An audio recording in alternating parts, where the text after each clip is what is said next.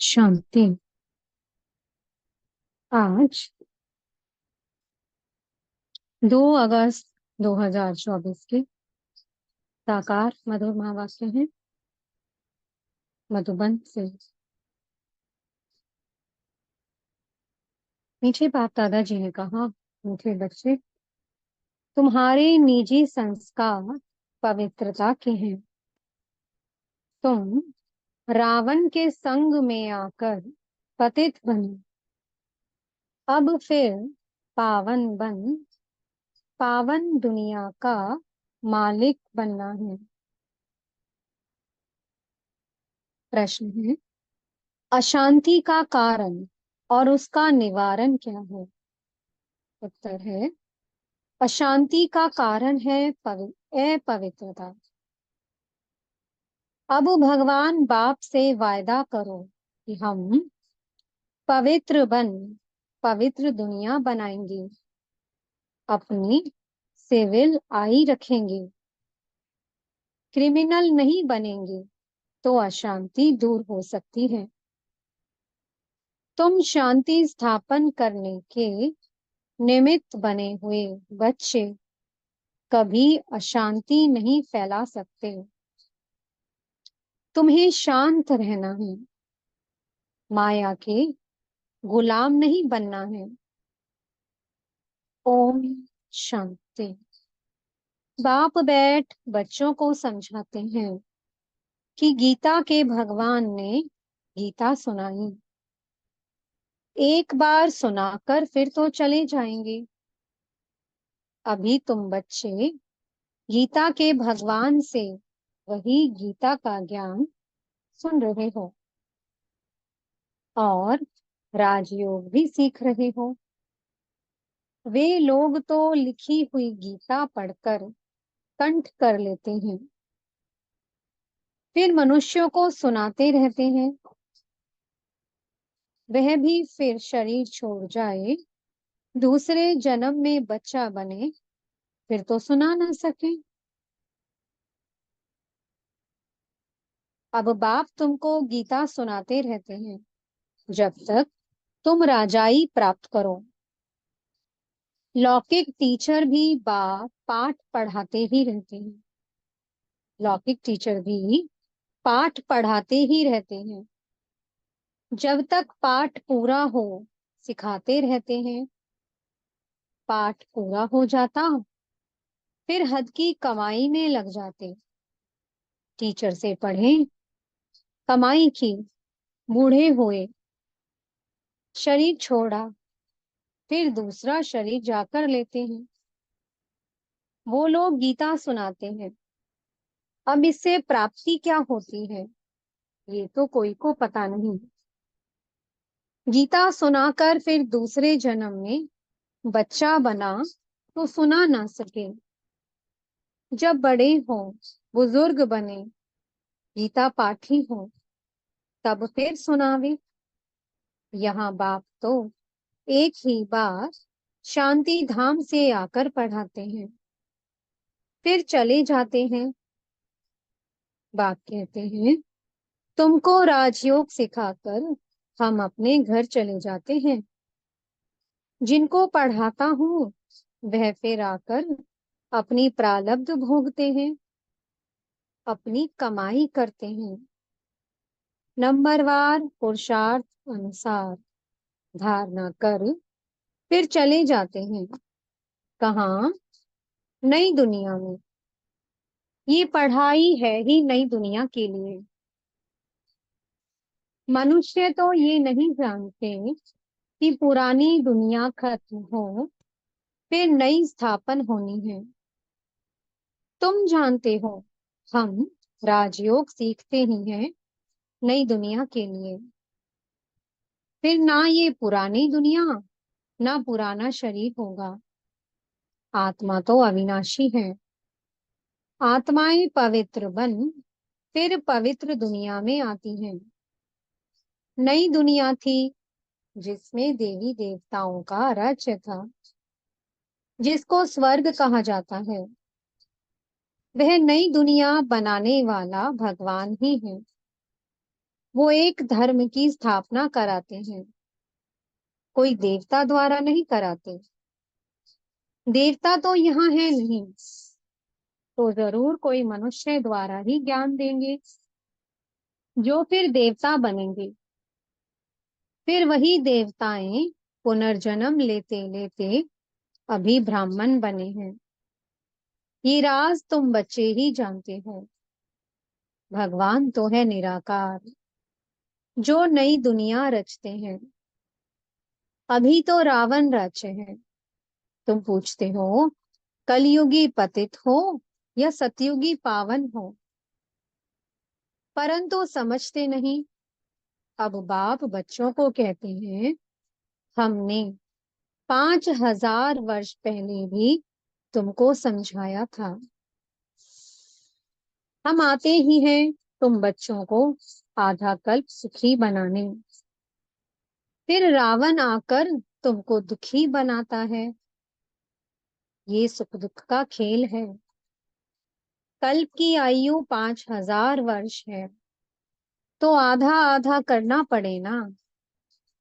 रावण राज्य में ये सब देह अभिमानी विकारी बन जाते हैं। रावण राज्य में सब देह अभिमानी विकारी बन जाते हैं। ये बातें भी तुम अब समझते हो, आगे नहीं समझते थे। कल्प कल्प जो समझते हैं वही समझ लेते हैं। जो देवता बनने वाले नहीं, वह आएंगे ही नहीं।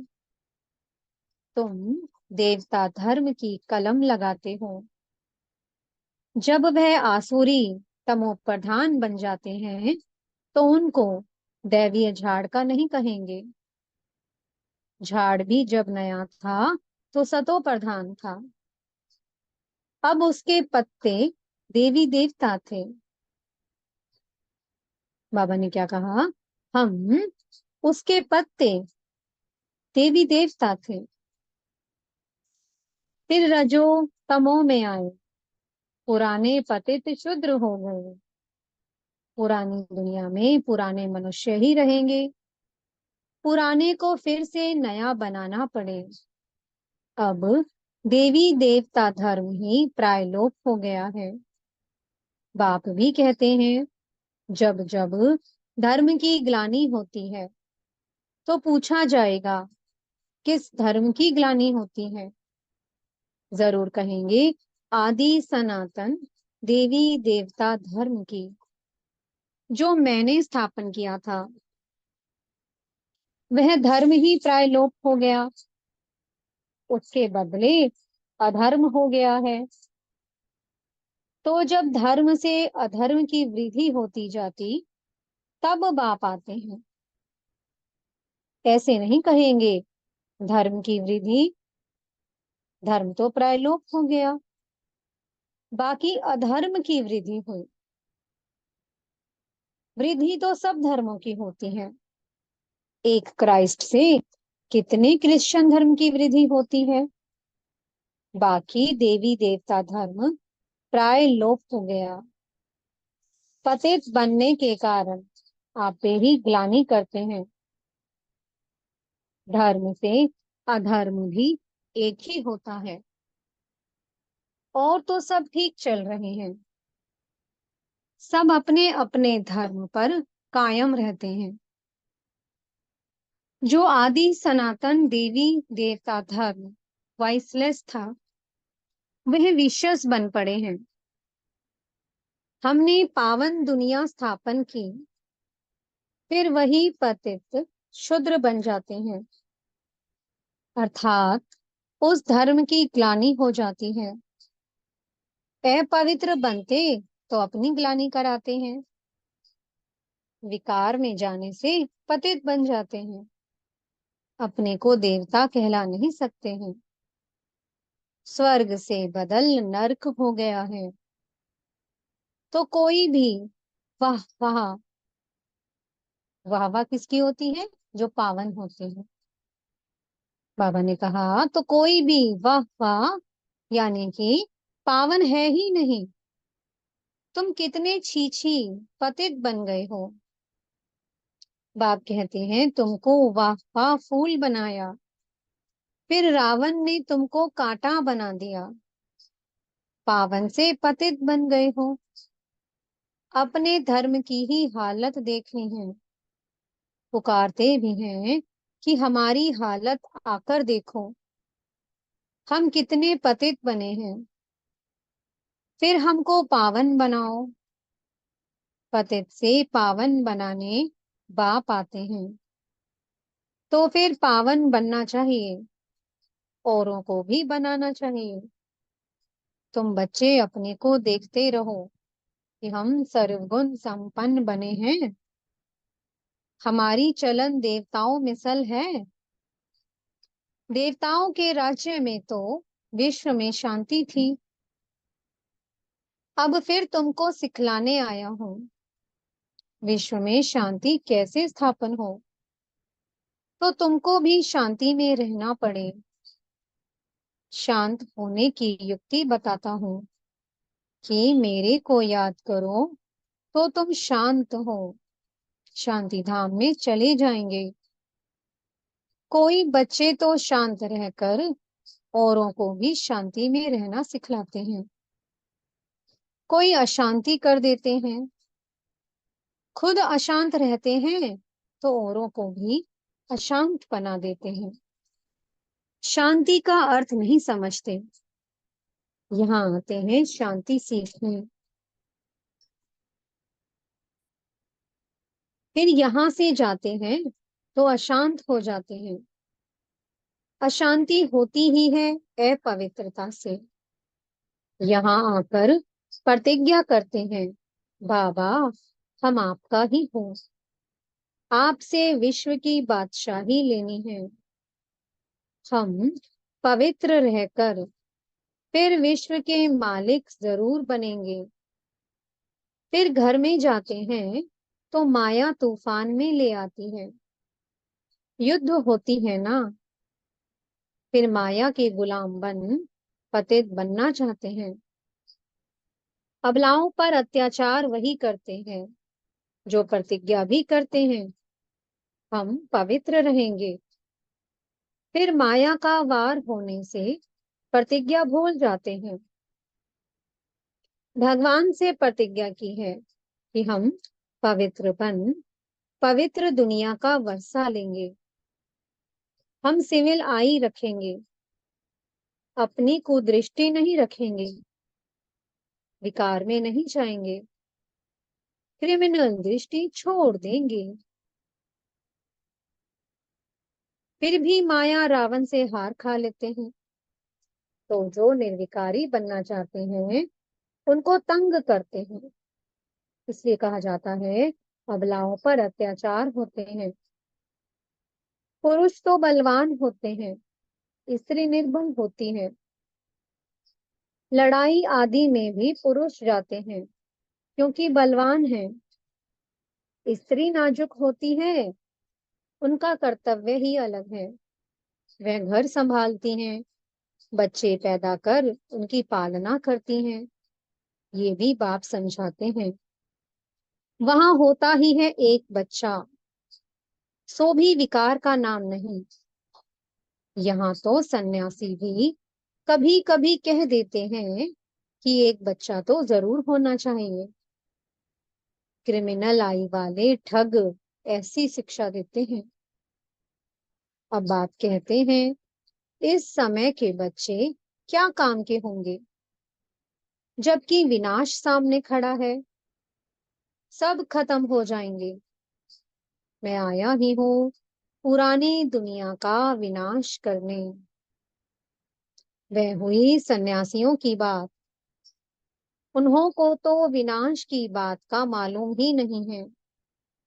तुमको बेहद का बाप समझाते हैं, अब विनाश होना है। तुम्हारे बच्चे वारिस बन नहीं सकेंगे। तुम समझते हो हमारे कुल की निशानी रहे, परंतु पतित दुनिया की कोई निशानी रहेगी नहीं। तुम समझते हो पावन दुनिया के थे, मनुष्य भी याद करते हैं। क्योंकि पावन दुनिया होकर गई है, जिसको स्वर्ग कहा जाता है। परंतु अब तमो प्रधान होने के कारण समझ नहीं सकते हैं। उन्हों की दृष्टि ही क्रिमिनल है। इसको कहा जाता है धर्म की ग्लानि। आदि सनातन धर्म में ऐसी बातें होती नहीं। पुकारते हैं, पतित पावन आओ, हम पतित दुखी हैं। बाप समझाते हैं, हमने तुमको पावन बनाया, फिर माया रावण के कारण तुम पतित बने हो। अब फिर पावन बनो। पावन बनते हो, फिर माया की युद्ध चलती है।